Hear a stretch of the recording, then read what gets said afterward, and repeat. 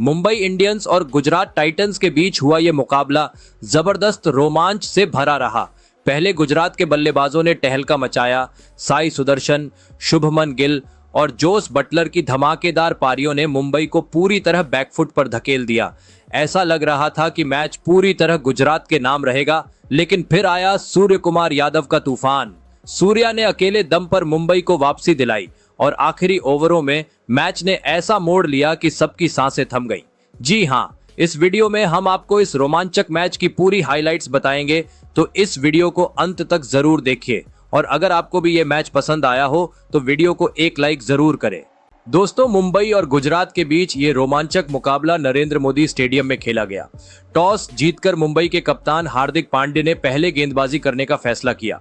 गुजरात की ओर से ओपनिंग की जिम्मेदारी शुभमन गिल और साई सुदर्शन ने संभाली। दोनों ने शानदार अंदाज में पारी की शुरुआत की। पहले 2 ओवर में गुजरात ने संभलकर खेलते हुए 14 रन जोड़े।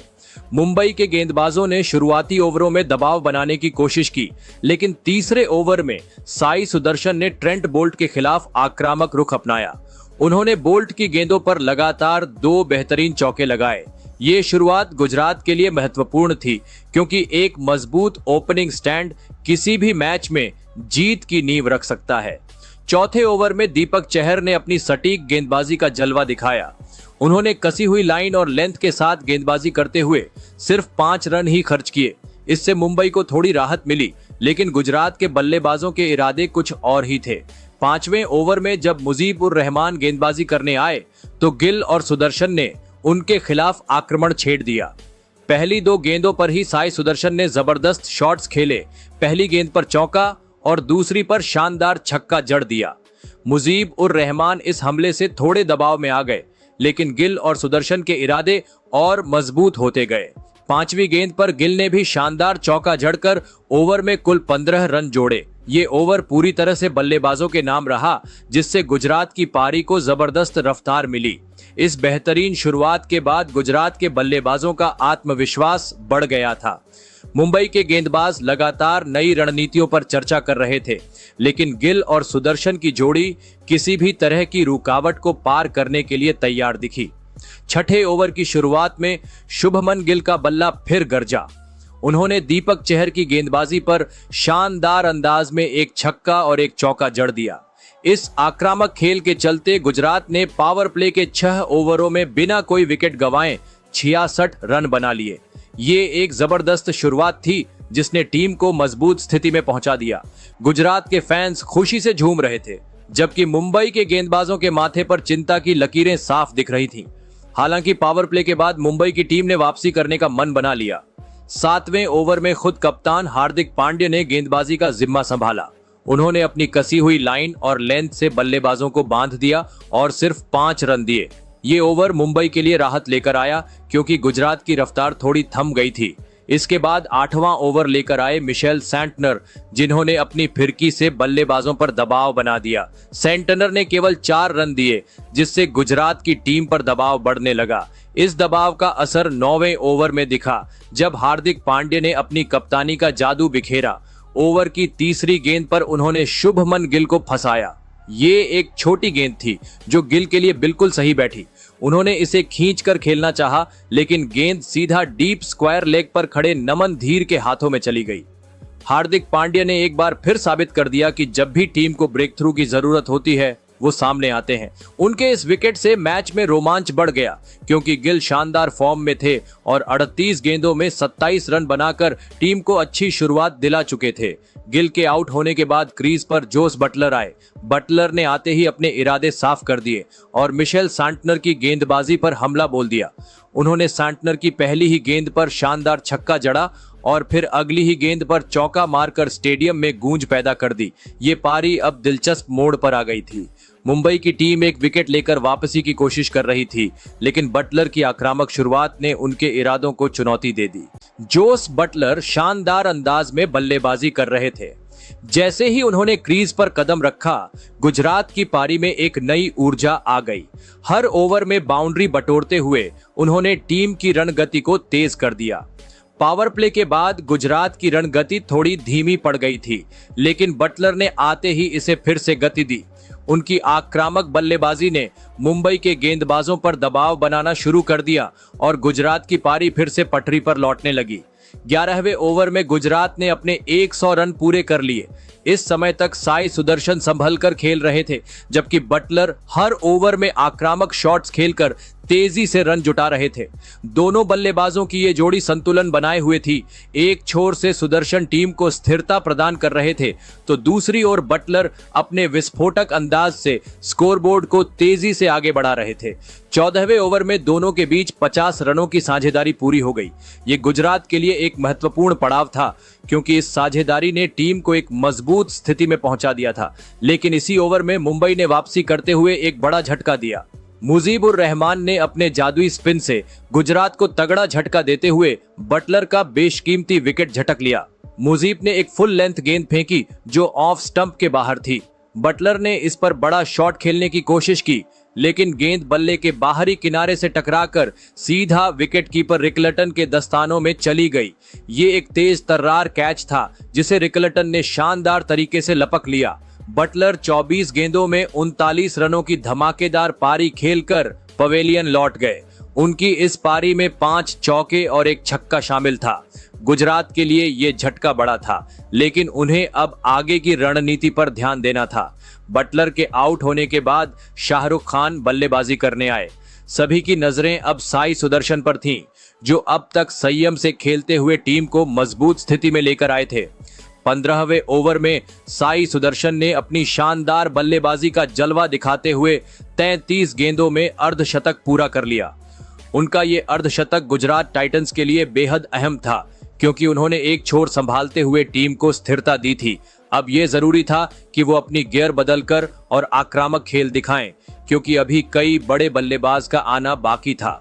15वें ओवर के बाद गुजरात का स्कोर 2 विकेट पर 140 रन हो चुका था। अब अंतिम 5 ओवर बचे थे और गुजरात के पास तेजी से रन जोड़ने का मौका था। 16वां ओवर शुरू होते ही गुजरात ने आक्रामक रुख अपनाया। पहली ही गेंद पर शाहरुख खान ने हार्दिक पांड्या की गेंद को जोरदार तरीके से उठाया और एक लंबा छक्का जड़ दिया। ये शॉट देखकर गुजरात के प्रशंसकों में उत्साह की लहर दौड़ गई, लेकिन हार्दिक जल्दी ही पलटवार करने के लिए तैयार थे। तीसरी गेंद पर हार्दिक ने अपनी सटीक रणनीति का इस्तेमाल किया और शाहरुख को बड़ा शॉट खेलने के लिए मजबूर कर दिया। गेंद हवा में गई और तिलक वर्मा ने एक शानदार कैच लपक कर शाहरुख खान की पारी का अंत कर दिया। शाहरुख इस मुकाबले में कुछ खास नहीं कर पाए और सिर्फ 9 रन बनाकर पवेलियन लौट गए। इसके बाद शेरफेन रदरफोर्ड बल्लेबाजी के लिए आए। गुजरात अगर 200 रन के पार जाना चाहता था तो रदरफोर्ड का चलना बेहद जरूरी था। उन्होंने आते ही अपने इरादे साफ कर दिए और युवा गेंदबाज सत्यनारायण राजू की पहली ही गेंद पर एक शानदार छक्का जड़ दिया।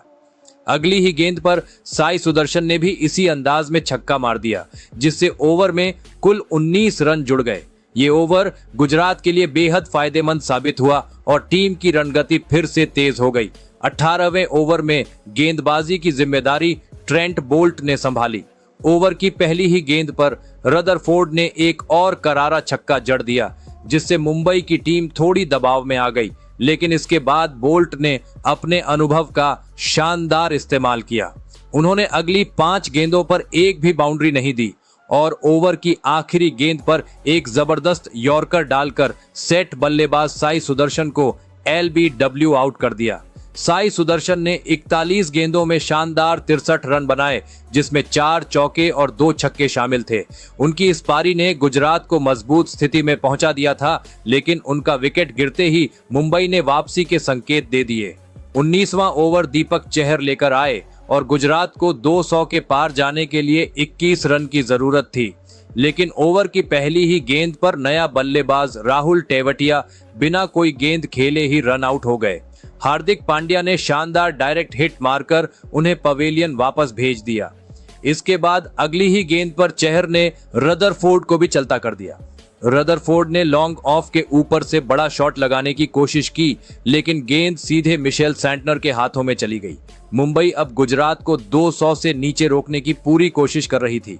हालांकि चौथी गेंद पर कगिसो रबाडा ने एक लंबा छक्का जड़ दिया, जिससे गुजरात फिर से 200 रन के करीब पहुंच गया। अब आखिरी ओवर सत्यनारायण राजू डालने आए। दूसरी गेंद पर राशिद खान ने लॉन्ग ऑन के ऊपर से एक जबरदस्त छक्का जड़ दिया, लेकिन चौथी गेंद पर सत्यनारायण ने वापसी करते हुए राशिद को हार्दिक पांड्या के हाथों कैच करा दिया। सत्यनारायण ने आखिरी ओवर में शानदार गेंदबाजी की और सिर्फ 10 रन दिए, जिसकी वजह से गुजरात 200 का आंकड़ा पार नहीं कर पाया। गुजरात ने 20 ओवर में 8 विकेट खोकर 196 रन बनाए। मुंबई के लिए कप्तान हार्दिक पांड्या सबसे सफल गेंदबाज रहे। उन्होंने 4 ओवर में 29 रन देकर 2 विकेट झटके। इसके अलावा मिशेल सैंटनर को छोड़कर मुंबई के बाकी गेंदबाजों ने भी एक एक विकेट लेकर गुजरात की पारी को नियंत्रित करने में अहम भूमिका निभाई। गुजरात टाइटंस ने 196 रनों का मजबूत स्कोर खड़ा किया था और अब मुंबई इंडियंस के सामने चुनौती थी इसे हासिल करने की। विकेट 2 गति वाला लग रहा था, जिससे बल्लेबाजों को शॉट खेलने में थोड़ी मुश्किल हो सकती थी। मुंबई की तरफ से पारी की शुरुआत करने के लिए मैदान पर आए रोहित शर्मा और रायन रिकल्टन। पहला ओवर फेंकने के लिए मोहम्मद सिराज तैयार थे। उनकी पहली ही गेंद पर रोहित शर्मा ने शानदार चौका जड़ा। अगली गेंद पर भी रोहित ने वही अंदाज बरकरार रखा और एक और चौका बाउंड्री के बाहर भेज दिया। ऐसा लग रहा था कि मुंबई के पूर्व कप्तान शानदार लय में हैं और गुजरात के गेंदबाजों पर हावी होने वाले हैं, लेकिन सिराज ने तुरंत वापसी की और तीसरी ही गेंद पर रोहित को क्लीन बोल्ड कर दिया। ये एक बेहतरीन डिलीवरी थी, लेंथ बॉल जो थोड़ा स्किड कर गई और रोहित का डिफेंस तोड़ते हुए स्टंप से जा टकराई और मुंबई को बड़ा झटका लग गया।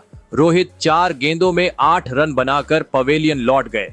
सिराज के लिए ये बड़ी सफलता थी, क्योंकि उन्होंने लगातार 2 चौके खाने के बावजूद धैर्य नहीं खोया और एक परफेक्ट गेंद से विकेट झटक लिया।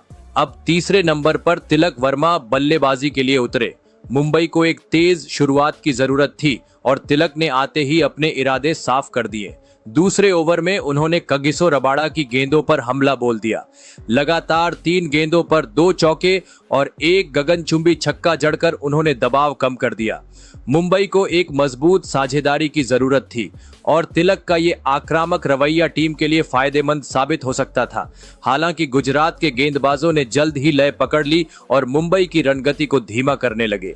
5वें ओवर में सिराज ने फिर से टीम को सफलता दिलाई। उन्होंने रायन रिकल्टन को क्लीन बोल्ड कर दिया, जिससे मुंबई को दूसरा बड़ा झटका लगा। ये एक शानदार गेंद थी, लेंथ डिलीवरी जो ऑफ स्टंप के बाहर पड़ी थी। रिकल्टन ने इसे बड़े शॉट में बदलने की कोशिश की, लेकिन बल्ले का अंदरूनी किनारा लगा और गेंद सीधा स्टंप से जा टकराई। रिकल्टन केवल 9 गेंदों में 6 रन बनाकर आउट हो गए। मुंबई के 2 अहम विकेट गिर चुके थे और टीम दबाव में आ गई थी।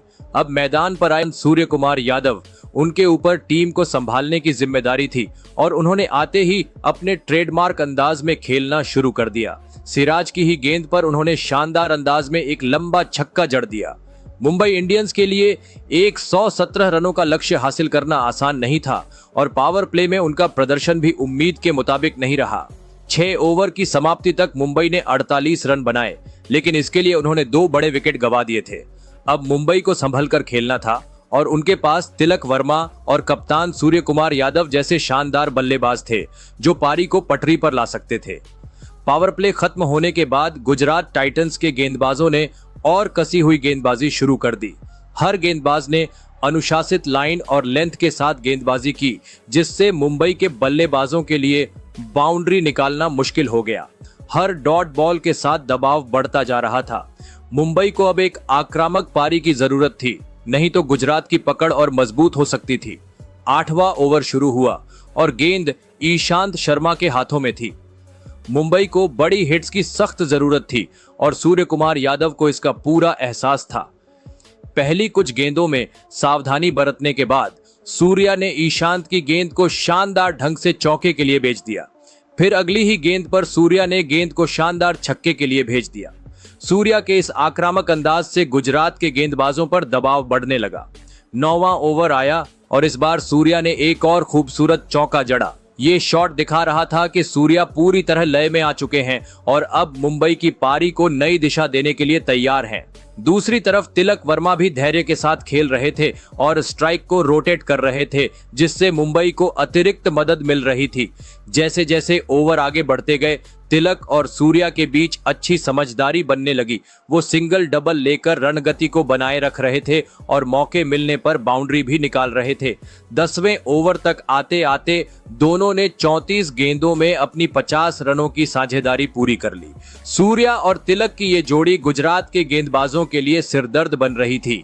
12वें ओवर तक मुंबई इंडियंस को उम्मीद थी कि तिलक वर्मा और सूर्य कुमार यादव की मजबूत साझेदारी उन्हें लक्ष्य के करीब ले जाएगी, लेकिन प्रसिद्ध कृष्णा ने उनके इस सपने को झटका दे दिया। उन्होंने तिलक वर्मा को ऐसी गेंद डाली कि वो पूरी तरह चकमा खा गए। तिलक ने इसे हवा में खेल दिया और राहुल तेवतिया ने डीप मिड विकेट पर आसान सा कैच लपक लिया। तिलक 39 गेंदों में 36 रन बनाकर पवेलियन लौट गए। मुंबई को अब किसी नए बल्लेबाज से एक आक्रामक पारी की जरूरत थी। इसी उम्मीद के साथ मैदान पर उतरे इंपैक्ट प्लेयर रॉबिन मिंजे, लेकिन उनकी पारी कुछ खास नहीं रही। साई किशोर ने उनका विकेट झटका। मिंजेज महज 6 गेंदों में 3 रन बनाकर चलते बने। अब मैदान पर उतरे कप्तान हार्दिक पांड्या। दूसरी तरफ सूर्य कुमार यादव अब भी क्रीज पर मौजूद थे और हर किसी को उम्मीद थी कि ये जोड़ी मुंबई को वापसी दिलाएगी। हालांकि मुंबई की रणगति धीमी पड़ गई। हार्दिक और सूर्या ने बड़े शॉट लगाने की कोशिश तो की, लेकिन गुजरात के गेंदबाजों ने उन्हें कोई मौका नहीं दिया। इसी दौरान 16वें ओवर में प्रसिद्ध कृष्णा ने एक और बड़ा विकेट ले लिया। इस बार उन्होंने सूर्या कुमार यादव को चलता कर दिया। सूर्या ने 28 गेंदों में 48 रन बनाए। 16 ओवर पूरे हो चुके थे और मुंबई इंडियंस का स्कोर 120 रन पर 5 विकेट था। अब आखिरी 4 ओवरों में उन्हें 77 रन बनाने थे। ये काफी मुश्किल था। इसके बाद गुजरात के गेंदबाजों ने अपनी शानदार गेंदबाजी जारी रखी और मुंबई को लक्ष्य हासिल करने नहीं दिया। इस तरह गुजरात ने ये मैच को जीत लिया। मुंबई की ये लगातार दूसरी हार है, वही गुजरात की ये पहली जीत है। दोस्तों, आपके हिसाब से इस मैच का हीरो कौन है, कमेंट जरूर करें।